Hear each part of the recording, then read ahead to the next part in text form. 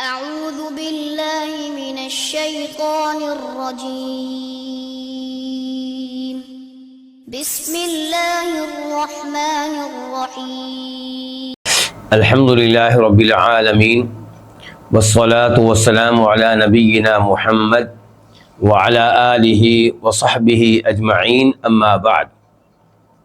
آج اللہ کے فضل و کرم سے، اللہ کی توفیق سے ہم ہیں امام ابن تیمیہ رحمہ اللہ کی عظیم الشان کتاب العقیدۃ الواسطیہ کے ساتھ، اور میں اور آپ جانتے ہیں کہ اس میں وہ اہل سنہ کا عقیدہ بیان کر رہے ہیں، اور اس میں انہوں نے بیان کیا کہ کن کن چیزوں پہ ایمان لانا واجب ہے۔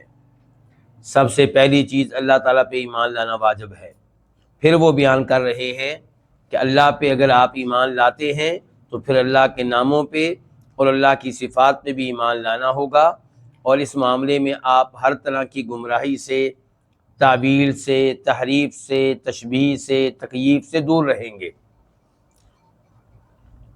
گزشتہ درس میں ہم نے پڑھا اللہ تعالیٰ کے سننے کے بارے میں اور اللہ تعالیٰ کے دیکھنے کے بارے میں، اور آج کے درس میں ہم پڑھیں گے کہ اللہ تعالیٰ ان کے ساتھ خفیہ چالیں چلتا ہے جو اللہ تعالیٰ کے ساتھ یا اللہ کے نیک بندوں کے ساتھ خفیہ چالیں چلیں۔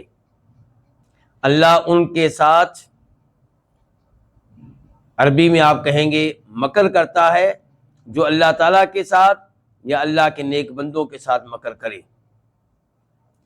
اللہ تعالیٰ کا یہ نام رکھ دینا کہ اللہ مکر کرنے والا ہے، ماکر ہے، غلط ہوگا، بالکل غلط ہوگا۔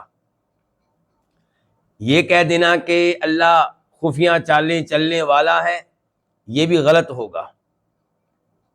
یہ اللہ کی کوئی آپ تعریف بیان نہیں کر رہے، بلکہ آپ اللہ کی توہین کر رہے ہیں یہ کہہ کے کہ اللہ تعالیٰ خفیہ چالیں چلتا ہے، خفیہ تدبیریں کرتا ہے۔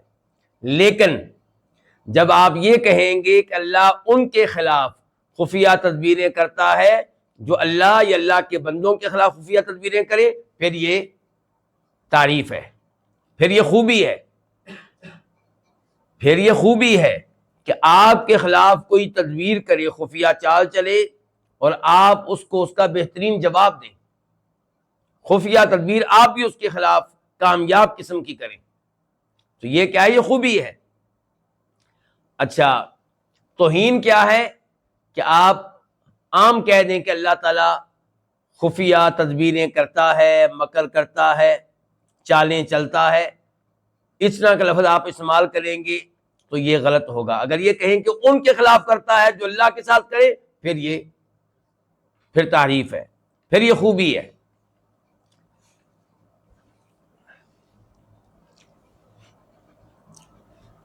تو آئیے پڑھتے ہیں اس بارے میں وہ آیات جن آیات سے اللہ تعالیٰ کی اس صفت کا پتہ چلتا ہے۔ امام ابن تیمیہ رحمہ اللہ فرماتے ہیں وَقَوْلُهُ، اور اللہ تعالیٰ کا کہنا ہے کہ وَهُوَ شَدِيدُ الْمِحَالِ، کہ اللہ تعالیٰ سخت پکڑنے والا ہے۔ یہ پوری آیت کیسے ہے؟ سورہ رعد ہے، آیت نمبر 13 اللہ تعالیٰ فرماتے ہیں وَيُسَبِّحُ الرَّعْدُ بِحَمْدِهِ، اور بادل کی گرج یہ تسبیح بیان کرتی ہے اللہ کی حمد کے ساتھ ساتھ، یعنی کہ بادل کی گرج جو ہے یہ دو کام کرتی ہے۔ نمبر ایک، اللہ کی تسبیح، یہ اعلان کہ اللہ ہر کمزوری سے، ہر عیب سے پاک ہے۔ نمبر دو، اللہ کی حمد، یعنی کہ اس بات کا اعلان کہ ہر خوبی اللہ تعالیٰ میں پائی جاتی ہے۔ تو تسبیح اور حمد جب یہ ملا کر کرے تو یہ اللہ تعالیٰ کی بہترین حمد ہے، بہترین تعریف ہے۔ والملائکۃ، اور فرشتے بھی اللہ کی حمد و تسبیح بیان کرتے ہیں، من خیفتہ، اللہ کے خوف سے، اللہ کے ڈر سے۔ پتہ چلا کہ فرشتے اللہ تعالیٰ سے ڈرتے ہیں۔ وَيُرْسِلُ الصَّوَاعِقَ، اور اللہ تعالیٰ کڑکنے والی بجلیاں بھیجتا ہے۔ فَيُصِيبُ بِهَا مَن يَشَاءُ، تو اللہ تعالیٰ یہ کڑکنے والی بجلیاں ڈال دیتا ان پہ جن پہ چاہتا ہے۔ وَهُوَ شَدِيدُ الْمِحَالِ، اور اللہ رب العزت سزا دینے میں سخت گرفت کرنے والا ہے۔ جب اللہ تعالیٰ سزا دینے پہ آئے تو اچھی طرح سزا دیتا ہے، پکڑنے پہ آئے تو اچھی طرح پکڑتا ہے۔ یہ ہے شدید المحال کا ایک معنی۔ اور دوسرا معنی یہ ہے کہ اللہ رب العزت چال چلتا ہے تو بہترین چال چلتا ہے، اچھی طرح چال چلتا ہے۔ تو لفظ محال اس کا ایک معنی یہ ہوتا ہے جو آج ہمارا موضوع ہے، کیا؟ المکر والکید، خفیہ تدبیر کرنا، خفیہ چال چلنا۔ اور اسی معنی میں اس کو لیا ہے امام ابن تیمیہ رحمہ اللہ نے، اسی لیے وہ اس آیت کو ان آیات کے ساتھ لے کر آئے ہیں جن آیات میں تذکرہ ہے اللہ تعالیٰ کی خفیہ تدبیر کرنے کا اور خفیہ چال چلنے کا۔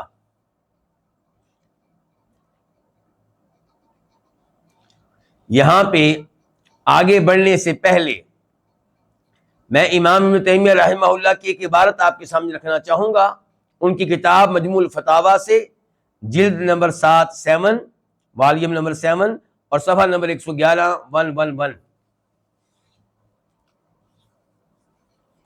وہاں پہ کہتے ہیں امام صاحب، وَكَذَلِكَ مَدَّعُوا أَنَّهُ مَجَازٌ فِي الْقُرْآنِ كَلَفْظِ الْمَكْرِ وَالِاسْتِهْزَاءِ وَالسُّخْرِيَّةِ الْمُضَافِ إِلَى اللَّهِ، کہ کئی لوگ یہ دعویٰ کرتے ہیں کہ قرآن کریم میں مجاز موجود ہے، ایسے الفاظ موجود ہیں جن کا حقیقی معنی مراد نہیں لیا جائے گا بلکہ مجازی معنی مراد لیا جائے گا، حقیقی معنی کو چھوڑ دیا جائے گا، جیسا کہ لفظ مکر ہے، یعنی کہ اللہ تعالیٰ کے بارے میں کہنا کہ اللہ چال چلتا ہے غیر مناسب ہے۔ والاستہزاء، مذاق اڑانا، اللہ تعالیٰ کے بارے میں کہنا کہ اللہ مذاق اڑاتا ہے غیر مناسب ہے۔ تو ان لوگوں نے دعویٰ کیا کہ یہاں پہ تو آپ بھی مانیں گے کہ حقیقی معنی مراد نہیں لیا جائے گا بلکہ تعویل کی جائے گی اور مجازی معنی مراد لیا جائے گا، اور یہ کہا جائے گا کہ اللہ تعالیٰ نے اپنے بارے میں یہ الفاظ استعمال کیے ہیں اپنے مخالفین کے مقابلے میں، کہ مخالفین مکر کرتے ہیں تو اللہ نے کہا میں بھی مکر کرتا ہوں، لیکن مخالفین کے مکر کا معنی یہ ہے کہ خفیہ تدبیریں کرتے ہیں، اللہ کے مکر کا یہ معنی نہیں ہے۔ یہ بات یہ لوگ کہنا چاہتے ہیں۔ تو امام صاحب نے یہاں پہ بیان کیا کہ وَلَيْسَ كَذَلِكَ، یہ بات غلط ہے، یہاں پہ بھی ہم حقیقی معنی مراد لیں گے، مجازی معنی مراد نہیں لیں گے۔ بل مسمیات هذه الاسماء اذا فعلت بمن لا يستحق العقوبة كانت ظلما له، یہ کام کیا؟ مذاق اڑانا، یہ کام خفیہ تدبیریں کرنا، خفیہ چالیں چلنا، جب یہ کام آپ اس کے ساتھ کریں جو کیا ہے؟ معصوم ہے، جو مجرم نہیں ہے، جو اس سزا کا حقدار نہیں ہے، تو پھر یہ آپ کی طرف سے ظلم ہوگا۔ آپ اس کا مذاق اڑائیں جس کا مذاق نہیں اڑانا چاہیے، یہ کیا ہے؟ یہ زیادتی ہے، ظلم ہے۔ آپ اس کے خلاف چال چلیں جو ایک معصوم سا آدمی ہے، سادہ سا آدمی ہے، شریف آدمی ہے، تو آپ اس کے ساتھ چالیں چلیں گے اس کے خلاف، تو یہ ظلم ہے، یہ زیادتی ہے۔ لیکن اگر آپ یہ خفیہ چال اس کے خلاف چلیں جو خفیہ چالیں چلتا ہے آپ کے خلاف، آپ خفیہ تدبیر اس کے خلاف کریں جو آپ کے خلاف خفیہ تدبیر کرتا ہے، آپ اس کا مذاق اڑائیں جو آپ کا مذاق اڑاتا ہے، تو پھر یہ ظلم نہیں ہے، پھر یہ زیادتی نہیں ہے، پھر یہ آپ کی خوبی ہے۔ لوگوں میں آپ پہلے فی الحال لوگوں کو دیکھیں، ہم فی الحال اللہ رب العزت کی طرف نہیں دیکھتے۔ لوگوں میں اس آدمی کو نفرت کی نگاہوں سے دیکھا جاتا ہے جو دوسروں کے خلاف سازشیں کرے، مکر کرے، فریب کرے، ان کا مذاق اڑائے، ایسا ہی ہے۔ اچھا، اور لوگوں کو اس کے اوپر ترس آتا ہے۔ ایک اور آدمی اب سنیے، جو کسی آفس میں کام کرتا ہے اور لوگ اس کے خلاف چالیں چلتے ہیں اور اس کو پتہ ہی نہیں چلتا، لوگ اس کے خلاف سازشیں کرتے ہیں، اس کو پتہ ہی نہیں چلتا، پتہ چل بھی جائے تو اس کا علاج کیا کرنا ہے، توڑ کیا کرنا ہے، اس کے پاس طاقت ہی نہیں۔ لوگ اس کا مذاق اڑائیں، اس کو پتہ ہی نہیں چلتا کہ میرا مذاق اڑایا جا رہا ہے، یا پتہ چل بھی جائے تو مقابلے میں مذاق اڑانا اسے آتا ہی نہیں. تو لوگ کہتے ہیں یہ بیچارہ ایسے ہی ہے، مسکین یا درویش ہی ہے. تو اللہ رب العزت میں نہ پہلا عیب پایا جاتا ہے نہ دوسرا. اللہ تعالیٰ درمیان میں ہے، اعتدال پہ ہے، اور یہ خوبی ہے. یہ کیا ہے کہ آپ کا کوئی مذاق اڑائے تو آپ کو پتہ چلے کہ میرا مذاق اڑایا جا رہا ہے، اور پھر آپ اس کا توڑ کریں، اور آپ کے خلاف کوئی تدبیر کرے، چال چلے، سازش کرے، مکر کرے، فریب کرے، تو آپ ایسے ہی تدبیر اس کے خلاف خفیہ کریں کہ وہ دیکھتا رہ جائے. تو یہ کیا ہے؟ یہ خوبی ہے. اسی لیے بار بار میں کہہ رہا ہوں کہ آپ کہیں کہ اللہ تعالیٰ سازشیں کرتا ہے، نعوذ باللہ، نعوذ باللہ، گستاخی یا توہین اللہ تعالیٰ کی. آپ کہیں اللہ مکر کرتا ہے، توہین اللہ تعالیٰ کی. آپ کہیں اللہ فریب کرتا ہے، توہین اللہ رب العزت کی. آپ کہیں اللہ لوگوں کا مذاق اڑاتا ہے، توہین اللہ رب العزت کی. لیکن جب آپ یہ کہیں کہ جو اللہ کے نیک بندوں کا مذاق اڑائے، اللہ ان کا پھر مذاق اڑاتا ہے، یہ خوبی ہے. یہ کیا ہے؟ وَإِذَا لَقُوا الَّذِينَ آمَنُوا قَالُوا آمَنَّا وَإِذَا خَلَوْا إِلَىٰ شَيَاطِينِهِمْ قَالُوا إِنَّا مَعَكُمْ إِنَّمَا نَحْنُ مُسْتَهْزِئُونَ اللَّهُ يَسْتَهْزِئُ بِهِمْ وَيَمُدُّهُمْ فِي طُغْيَانِهِمْ يَعْمَهُونَ. فرمایا یہ منافق اوپر سے کلمہ پڑھ لیا، اندر سے کافر ہیں پکے. جب ایمان والوں سے ملتے ہیں کہتے ہیں ہم بھی آپ کی طرح مسلمان ہیں، آپ کا دین ہم نے قبول کیا ہے، آپ کے نبی کو ہم نے بھی تسلیم کیا ہے علیہ الصلوۃ والسلام، آپ کے قرآن کو ہم نے بھی مانا ہے. اور جب کافروں کے ساتھ علیحدگی میں، تنہائی میں بیٹھتے ہیں، کہتے ہیں ہم تو اصل میں تمہارے ساتھ ہیں، مسلمانوں کا تو ہم مذاق اڑا رہے ہیں. یعنی جب ہم ان سے کہتے ہیں کہ ہم مسلمان ہیں تو ہم اصل میں ان کے ساتھ کیا کر رہے ہیں؟ مذاق کر رہے ہیں، مذاق اڑا رہے ہیں، ان کو بیوقوف بنا رہے ہیں. اللہ نے کہا اللہ یستہزئ بہم، اللہ تعالیٰ ان کے ساتھ مذاق کرتا ہے یا کرے گا. کیسے؟ آپ نے شاید وہ آیت پڑھی ہو سورہ حدید کی کہ روز قیامت کلمہ پڑھنے والوں کو نور ملے گا، اس نور کی روشنی میں مسلمان کی طرف جا رہے ہوں گے، جنت کی طرف جا رہے ہوں گے. اچھا، منافقین فی الحال مسلمانوں کے ساتھ ساتھ رکھے جائیں گے کیونکہ کلمہ تو یہ بھی پڑھتے تھے، لیکن نور ان کے پاس اپنا نہیں ہوگا، دوسروں کو دیکھ دیکھ کے چل رہے ہوں گے. حتیٰ کہ وہ ان ایمان والوں سے کہنے پہ مجبور ہو جائیں گے انظرونا نقتبس من نورکم، کہ ہمارا انتظار کریں، ہم بھی آپ کی روشنی سے فائدہ اٹھا لیں، ہم آپ کے ساتھ ہی تھے دنیا میں. کہا جائے گا ارجعوا وراءکم فالتمسوا نورا، پیچھے مڑ کر جاؤ، وہاں جا کے نور تلاش کرو. اتنی دیر میں ان کے مابین اور سچے مسلمانوں کے مابین دیوار قائم کر دی جائے گی. اس دیوار کی وہ جانب، جس جانب مسلمان ہوں گے، سچے مسلمان، ادھر اللہ کی رحمت ہوگی، اور دیوار کی وہ سائڈ جدھر یہ منافق ہوں گے ادھر اللہ کا عذاب ہوگا. تو یہ کیا ہے؟ اللہ تعالیٰ کی طرف سے ان کا مذاق اڑانا. دوسری اس کی تفسیر علماء کرام نے یہ کی ہے کہ یہ منافقین، ان کو دنیا کی نعمتیں مل رہی ہیں، بہت اچھی طرح مل رہی ہیں، اور یہ کیا سمجھتے ہیں کہ ھذا من فضل ربی، کہ ہم بڑی خیر کے اوپر ہیں. ایسے ہی ہے. اللہ تعالیٰ کیا کہہ رہی ہے؟ یہ خیر نہیں ہے، یہ ہماری طرف سے ان کے ساتھ خیر نہیں ہے. انما نملی لہم لیزدادوا اثما، ہم نے ان کی رسی ڈھیلی کر دی ہے، ان کو مہلت دے دی ہے تاکہ دل کھول کے جتنے گناہ کرنے ہیں کر لیں، اور ان گناہوں کے مطابق انہیں عذاب ملے. یعنی کہ اگر اللہ تعالیٰ چاہتے تو ان کو فوری طور پہ پکڑ لیتے اور یہ سنبھل جاتے، لیکن اللہ نے ان کی رسی ڈھیلی کر دی ہے. تو یہ ہے اللہ تعالیٰ کی طرف سے ان کا مذاق اڑانا. تو یہاں پہ امام صاحب کیا کہہ رہے ہیں کہ جب یہ مکر، یہ سازش، یہ فریب، یہ مذاق اڑانا، اس کے ساتھ یہ کام کیا جائے جو اس سزا کا حقدار نہیں ہے تو یہ ظلم ہے، یہ اس کے ساتھ زیادتی ہے۔ کہتے ہیں اگر یہ کام ان کے ساتھ کیا جائے جو مجرم ہے، جو یہ حرکتیں کرتے ہیں، تو کانت عدلا، پھر اللہ تعالیٰ کا یہ کام کرنا کیا ہوگا؟ عدل ہوگا، پھر اللہ کا انصاف ہوگا۔ یہ اسی لیے اللہ تعالیٰ نے کہا ہے کذالک کدنا لیوسف، اسی طرح ہم نے یوسف علیہ السلام کے لیے چال چلی، فقاد لہ، اللہ نے ان کے لیے چال چلی، کما کادت اخوتہ، جیسا کہ ان کے بھائیوں نے ان کے خلاف چال چلی تھی۔ لا تقصص رؤیاک علی اخوتک فیکیدوا لک کیدا۔ اب دیکھیں یہاں پہ یوسف علیہ السلام کے بھائیوں نے کیا کہا تھا یعقوب علیہ السلام سے؟ آپ میرے ساتھ ہیں نا؟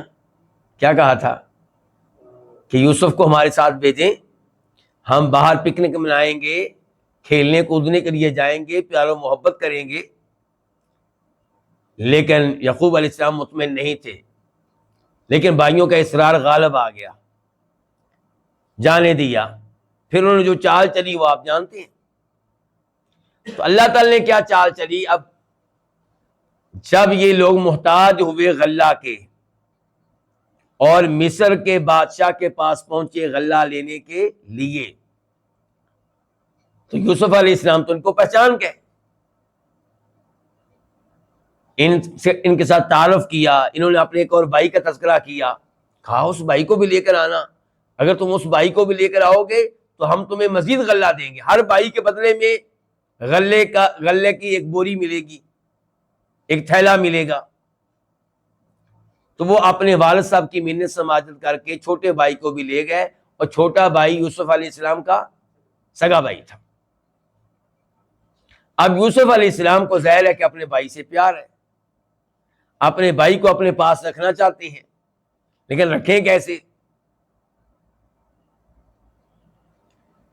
تو اس کے لیے اللہ رب العزت نے ان کے ذہن میں بات ڈالی۔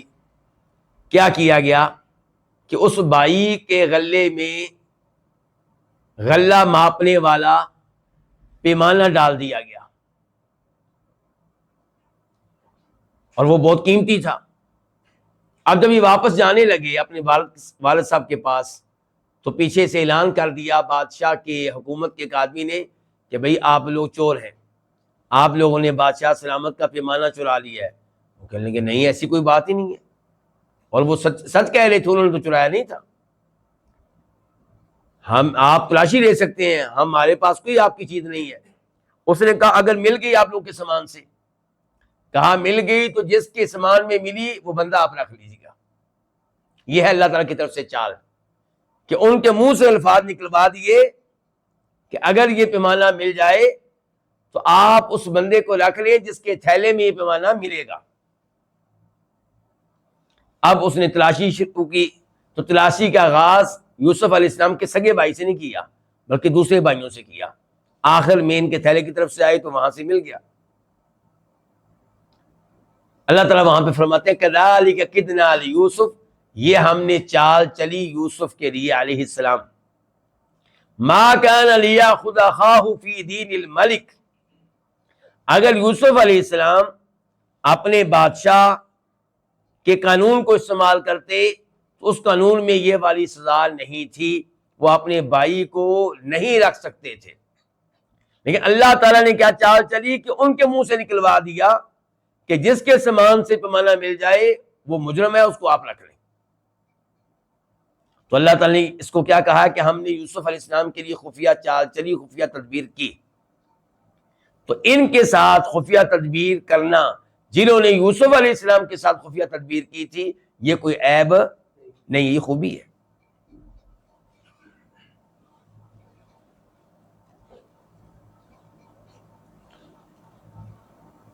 پھر امام تیمیہ رحمہ اللہ نے دیگر وہ آیتیں ذکر کی جن میں اللہ تعالیٰ کی طرف سے خفیہ تدبیر کرنے کا تذکرہ ہے،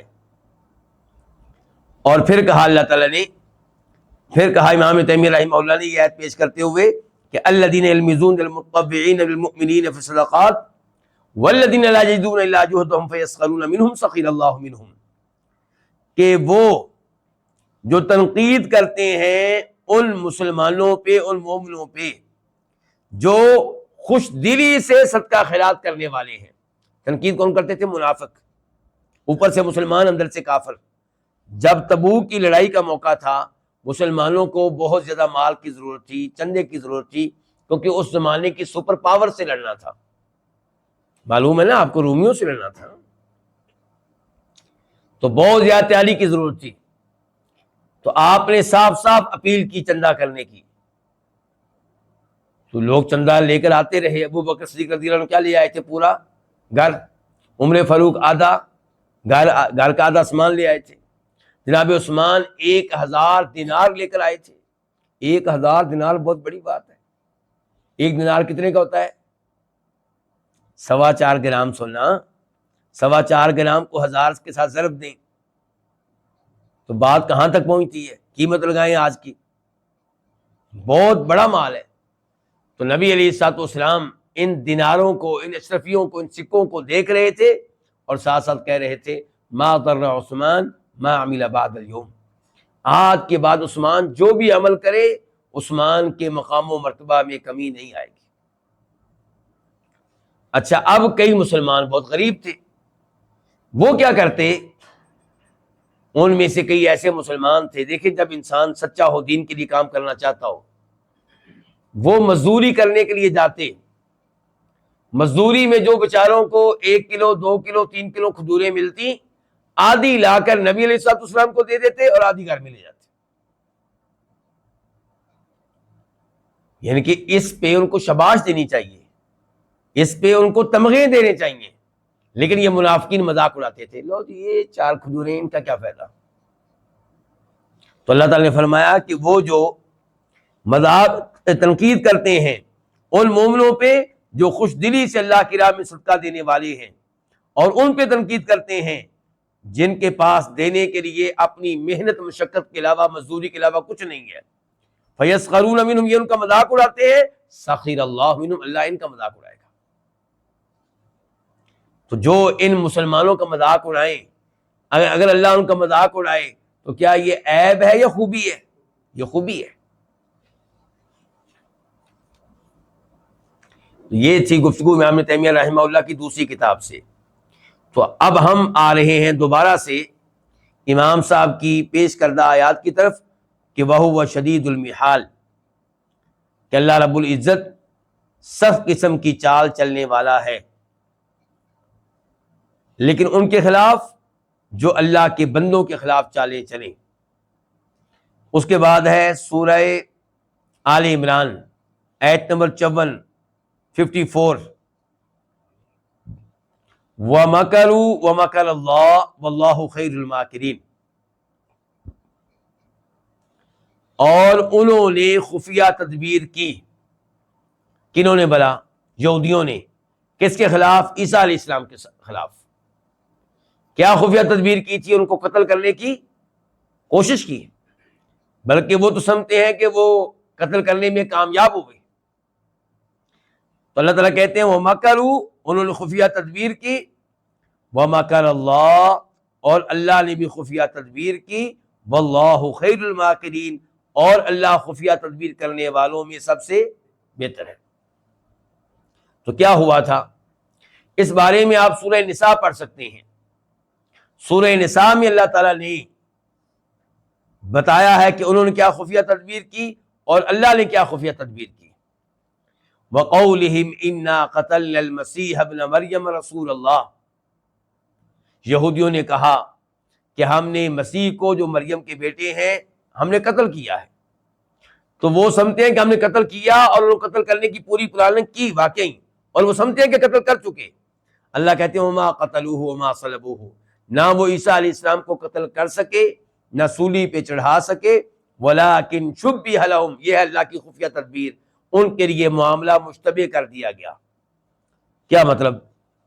کوئی اور آدمی اللہ تعالیٰ نے اس کی شکل بنا دی عیسیٰ علیہ السلام کی طرح، اس کو انہوں نے سولی پہ چڑھا دیا، قتل کر دیا، اور بڑے خوش ہیں کہ ہم نے عیسیٰ علیہ السلام کو قتل کیا، جبکہ ایسا نہیں ہوا. اچھا اب آپ کہیں گے اس بیچارے کا کیا قصور تھا جس کو عیسیٰ علیہ السلام کی شکل دے دی گئی اور سولی پہ چڑھا دیا گیا؟ تو اس بارے میں ہمیں دو طرح کی روایات ملتی ہیں، لیکن یہ کوئی قرآن کریم کی آیت نہیں ہے اور نہ ہی نبی علیہ السلام کی حدیث ہے۔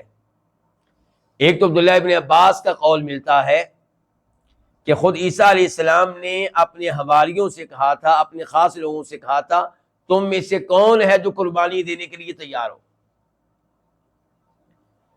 قربانی کیا ہوگی کہ اس کی شکل کو میری شکل میں تبدیل کر دیا جائے گا اور اسے یہودی قتل کرنے میں کامیاب ہو جائیں گے، تو کون ہے جو قربانی دینے کے لیے تیار ہو؟ تو ایک آدمی تیار ہو گیا، اور وہ عیسیٰ علیہ السلام پہ ایمان لانے والا، ان سے محبت کرنے والا، ان پہ جان نچھاور کرنے والا تھا، اور یہودی خوش ہیں کہ ہم عیسیٰ علیہ السلام کو قتل کرنے میں کامیاب ہو چکے، جبکہ اللہ کی تدبیر کامیاب ہوئی، ایسا نہیں ہو سکا۔ دوسری روایت یہ ہے کہ جو عیسیٰ علیہ السلام کو قتل کرنے کی پلاننگ کر رہے تھے، اس میں پیش تھے، انہی میں سے ایک کو بطور سزا اللہ نے عیسیٰ علیہ السلام کی شکل میں تبدیل کر دیا، اور پھر ان یہودیوں نے اسی کو پکڑ کے صلیب پہ چڑھا دیا۔ تو یہ ہے اللہ کی خفیہ تدبیر۔ اچھا، اب آپ سے میں سوال کرتا ہوں یہاں پہ کہ انہوں نے خفیہ تدبیر کی، اللہ کے نبی کو قتل کرنے کی کوشش کی، اب اللہ نے ان کے ساتھ خفیہ تدبیر یہ والی کی جو ابھی میں نے آپ کو بتائی ہے، تو آپ بتائیے کیا یہ عیب ہے یا خوبی ہے؟ یہ خوبی ہے۔ تو یہ اللہ تعالیٰ کہہ رہے ہیں وَمَكَرُوا وَمَكَرَ اللَّهُ، اور انہوں نے خفیہ تدبیر کی، وَمَكَرَ اللَّهُ، اور اللہ نے خفیہ تدبیر کی، وَاللَّهُ خَيْرُ الْمَاكِرِينَ، اور اللہ خفیہ تدبیر کرنے والوں میں سب سے بہتر ہے۔ اس کے بعد اس موضوع پہ آیت نمبر 3 پیش کی ہے امام ابن تیمیہ رحمہ اللہ نے، سورہ نمل آیت نمبر 50 اور یہاں پہ تذکرہ ہو رہا ہے اللہ کے نبی صالح علیہ السلام کا۔ وہ نبی بن کر آئے تھے کس قوم کی طرف؟ قوم سمود کی طرف۔ تو اللہ تعالی نے وہاں پہ بتایا ہے کہ وَمَكَرُوا مَكْرًا، انہوں نے بہت بڑی تدبیر کی، چال چلی، سازش کی، کس کے خلاف؟ نبی صالح علیہ السلام کے خلاف۔ وَمَكَرْنَا مَكْرًا، اور اللہ تعالیٰ کہتے ہیں ہم نے بھی بہت بڑی خفیہ تدبیر کی، وَهُمْ لَا يَشْعُرُونَ، اور انہیں اس خفیہ تدبیر کا احساس ہی نہیں تھا، پتہ ہی نہیں تھا۔ اچھا، یہ کیا معاملہ ہے؟ تو آئیے قرآن کریم کی وہ آیات جو اس آیت کے ارد گرد ہیں ان کو دیکھتے ہیں۔ اللہ تعالیٰ فرماتے ہیں قرآن حکیم میں وَكَانَ فِي الْمَدِينَةِ 9 رَهْطٍ يُفْسِدُونَ فِي الْأَرْضِ وَلَا يُصْلِحُونَ، کہ شہر میں، کون سے شہر میں؟ صالح علیہ السلام کے شہر میں، قوم سمود کے شہر میں 9 رَهْطٍ، 9 قسم کے لوگ تھے جو بڑے بدماش تھے، یفسدون فی الارض، وہ زمین میں فساد مچائے ہوئے تھے، ولا یصلحون، اور خیر کا کوئی بھی کام کرنے کے لیے تیار نہیں تھے۔ قالوا، انہوں نے کہا، تقاسموا باللہ، یہ 9 آدمی جمع ہو چکے ہیں، شہر کے 9 بڑے بدماش، شہر کے 9 بڑے فسادی جمع ہو چکے ہیں، صالح علیہ السلام کے خلاف تدبیر کر رہے ہیں، سازش کر رہے ہیں۔ وہ آپ سن لیجئے، کہنے لگے ایک دوسرے سے تقاسموا باللہ، کہ تم ایک دوسرے کو اللہ کی قسم دو۔ قسم کیا دینی ہے؟ لَنُبَيِّتَنَّهُ وَأَهْلَهُ، کہ ہم نے رات کو حملہ کرنا ہے اس آدمی پہ بھی اور اس کی فیملی پہ بھی۔ کس آدمی پہ؟ صالح علیہ السلام پہ۔ رات کو خفیہ حملہ ہوگا۔ ثُمَّ لَنَقُولَنَّ لِوَلِيِّهِ، پھر ہم کہہ دیں گے، صالح، میں اور آپ تو کہیں گے علیہ السلام، وہ تو نہیں کہتے ہوں گے، ظاہر ہے، پھر ہم کہیں گے صالح کا جو بعد میں وارث بنے گا، جو سامنے آئے گا، جی ہمارے ساتھ زیادتی ہوئی ہے، ہمارے ایک خاندان کے آدمی کو قتل کر دیا گیا ہے، ان کی پوری فیملی کو قتل کر دیا گیا ہے، تو جو وارث بن کر سامنے آئے گا ہم اس سے کہیں گے ما شہدنا مہلک اہلہ، کہ جہاں پہ صالح کے گھر والوں کو قتل کیا گیا وہاں پہ ہم تو موجود ہی نہیں تھے، ہمیں تو پتہ ہی نہیں۔ وَإِنَّا لَصَادِقُونَ، اور ہم قسم اٹھا کے کہیں گے ہم بالکل سچے ہیں۔ یہ ہے مکر، یہ ہے سازش، یہ ہے فریب، یہ ہے چال، کن کی طرف سے؟ صالح علیہ السلام کی قوم کے ان لوگوں کی طرف سے جو ان پہ ایمان نہیں لائے ان کی تکذیب کرتے تھے اور شہر کے بڑے فسادی، بڑے مجرم، بڑے بدماش تھے۔ اچھا، اللہ تعالی نے خفیہ چال چلی، پھر وہ کیا تھی اس کا تذکرہ آپ دیکھ لیں۔ سورہ اعراف آیت نمبر 78 78 فرمایا فَأَخَذَتْهُمُ الرَّجْفَةُ، اللہ نے ایک تو یہ کیا کہ صالح علیہ السلام کو نکال لیا اس جگہ سے جہاں انہوں نے رات کو قتل کرنے کے لیے آنا تھا، ان کو بھی ان کے گھر والوں کو بھی۔ اور پھر کیا ہوا، اللہ تعالیٰ کی طرف سے زلزلہ آ گیا، زلزلے نے ان کو اپنی لپیٹ میں لے لیا۔ اور سورہ ہود میں اللہ نے کہا آیت نمبر 67 میں 67 میں وَأَخَذَ الَّذِينَ ظَلَمُوا الصَّيْحَةُ، ایک بہت بلند و بالا چیخ نے ان کو اپنی لپیٹ میں لے لیا، ناقابل برداشت چیخ۔ اللہ تعالیٰ نے اپنی اس چال کا تذکرہ کرتے ہوئے فرمایا فَانظُرْ كَيْفَ كَانَ عَاقِبَةُ مَكْرِهِمْ، آپ دیکھیے کہ پھر ان کی چال کا انجام کیا نکلا۔ انہوں نے چال چلی ہمارے نبی کے خلاف، ہمارے نبی کو خفیہ طور پہ قتل کرنا چاہا، ایک دوسرے سے وعدے لیے، ایک دوسرے کو قسمیں دیں، سب نے مل کر قتل کرنا تھا، اور منصوبہ یہ بنایا، پلاننگ یہ کی کہ ہم کہیں گے ہم تو وہاں موجود ہی نہیں تھے، ہمیں تو پتہ ہی نہیں ہے، اور ہم سچ کہہ رہے ہیں۔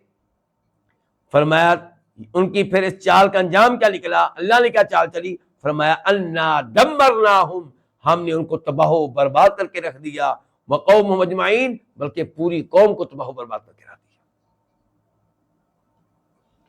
تو یہ ہے اللہ تعالیٰ کی خفیہ تدبیر، جس عذاب کے بارے میں انہوں نے سوچا ہی نہیں تھا کہ زمین میں زلزلہ آئے گا اور اتنی بلند و بالا چیخ آئے گی جو ہمارے لیے تباہی کا باعث بن جائے گی، وہ عذاب اللہ نے بھیجا۔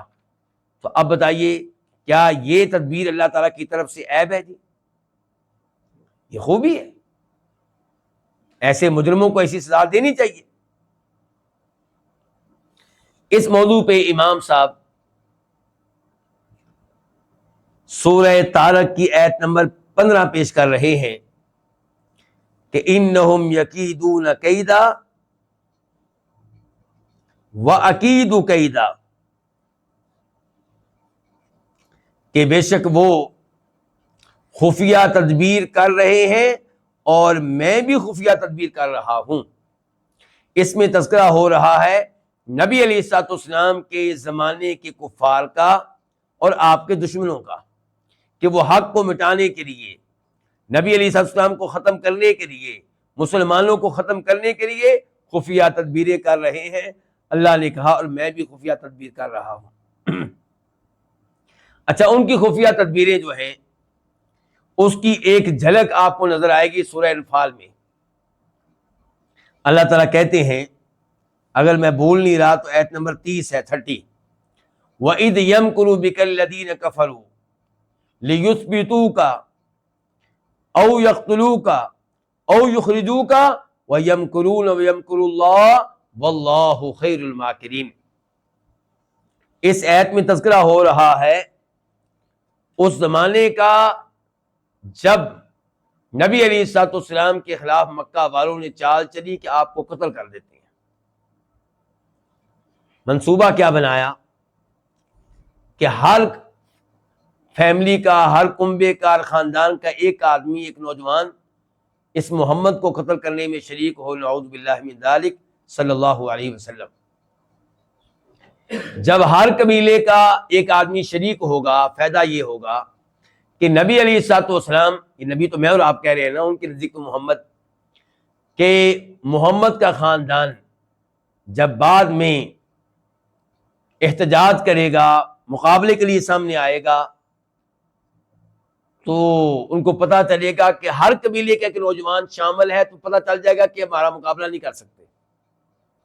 اگر قتل کرنے والا ایک دو ایک ہی خاندان کے ہوں گے پھر تو واقعی مقابلہ کر سکتے ہیں، لیکن جب ہر قبیلے کا ایک آدمی قتل کرنے میں شریک ہوگا تو پھر محمد کے وارث جو ہیں علیہ الصلوۃ والسلام ہمارا کچھ نہیں بگاڑ سکیں گے۔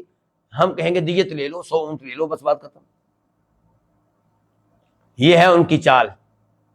لیکن جب انہوں نے منصوبہ بنایا تھا تو انہوں نے یہ بھی سوچا تھا کہ آپ علیہ السلام کو قید کر دیں، بند کر دیں، اور یہ بھی سوچا تھا کہ آپ کو مکہ سے نکال دیں، لیکن مکہ نکالنے کی تجویز اس کے اوپر ان کا اتفاق نہیں ہو سکا۔ کیوں؟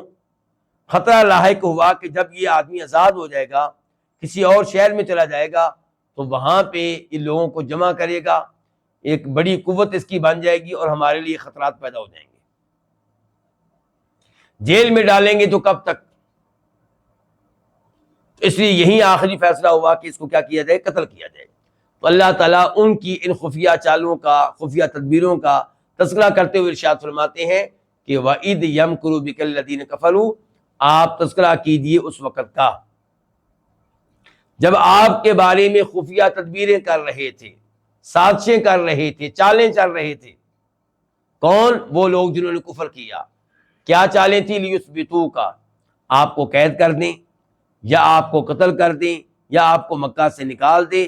وَيَمْكُرُونَ وَيَمْكُرُ اللَّهُ، اللہ تعالیٰ کہتے ہیں وہ خفیہ چالیں چل رہے تھے اور اللہ بھی خفیہ تدبیر کر رہا تھا۔ وَاللَّهُ خَيْرُ الْمَاكِرِينَ، اور اللہ تعالیٰ خفیہ تدبیر کرنے والوں میں سب سے بہتر ہے۔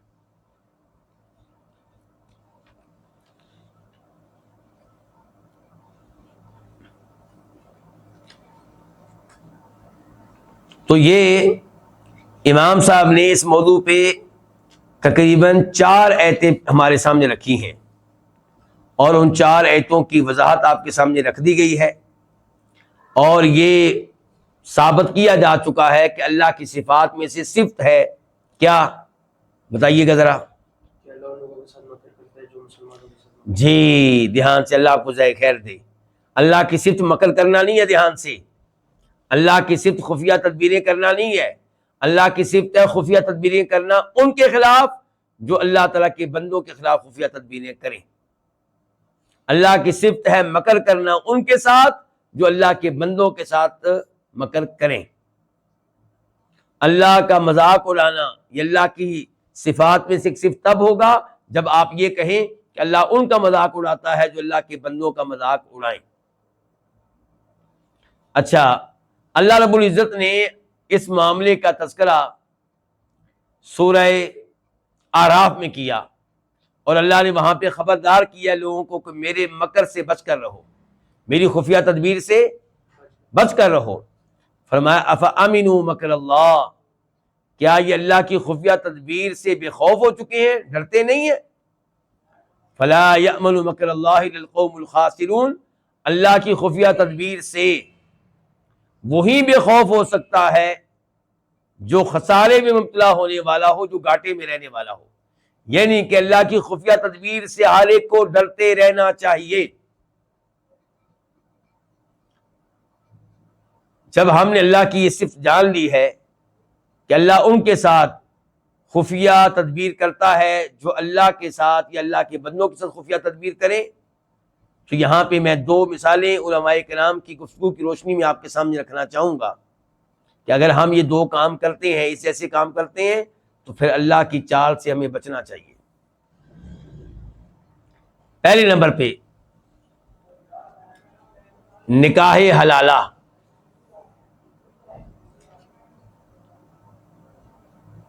اللہ نے کیا کہا تھا؟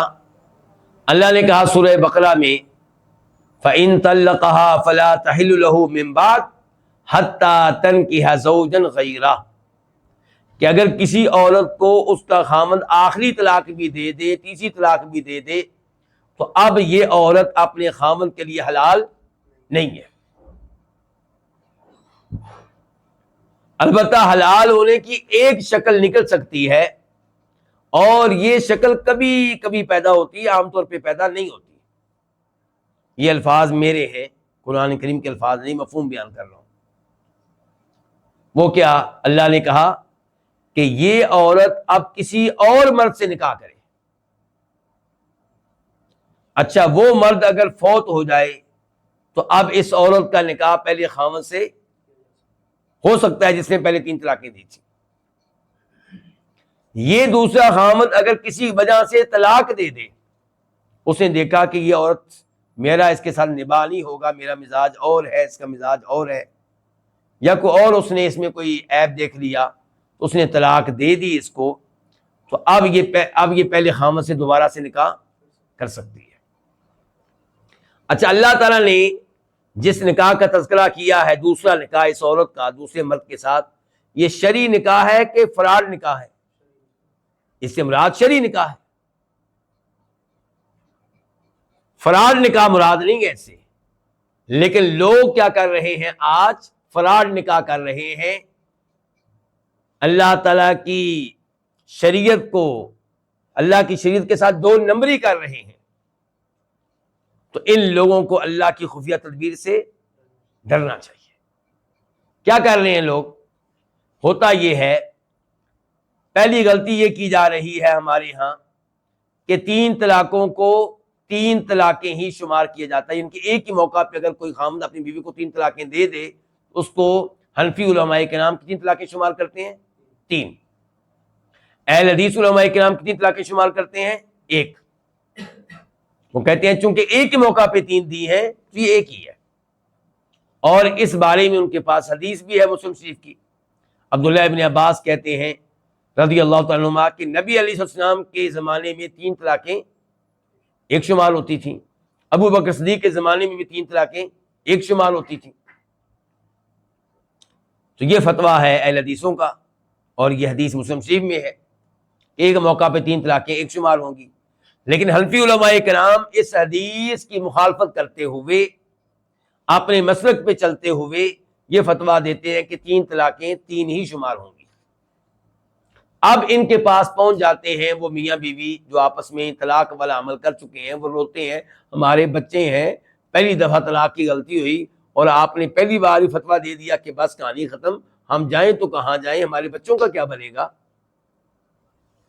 اب یہ ان کے لیے راستہ نکالتے ہیں، اور راستہ کون سا؟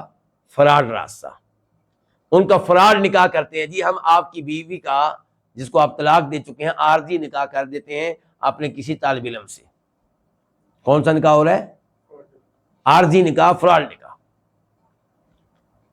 1 رات کے لیے، 2 راتوں کے لیے، 3 راتوں کے لیے، 1 ہفتے کے لیے، اور جیسا کہ پہلے سے پلاننگ کی جا چکی ہوتی ہے، اس پلاننگ کے مطابق پھر اس طالب علم سے کہتے ہیں اب تم اس کو طلاق دے دو، اور اب اس سے کہتے ہیں کہ اب تم اس سے نکاح کر لو، کیونکہ اللہ نے کہا تھا کہ جس عورت کو 3 طلاقیں ہو جائیں یہ پہلے خامند کے لیے حلال نہیں ہے، الا یہ کہ کسی اور جگہ نکاح کرے اور وہاں سے بھی طلاق وغیرہ ہو جائے تو پھر پہلے خامند کے لیے حلال ہوگی، اور اب حلال ہو چکی ہے۔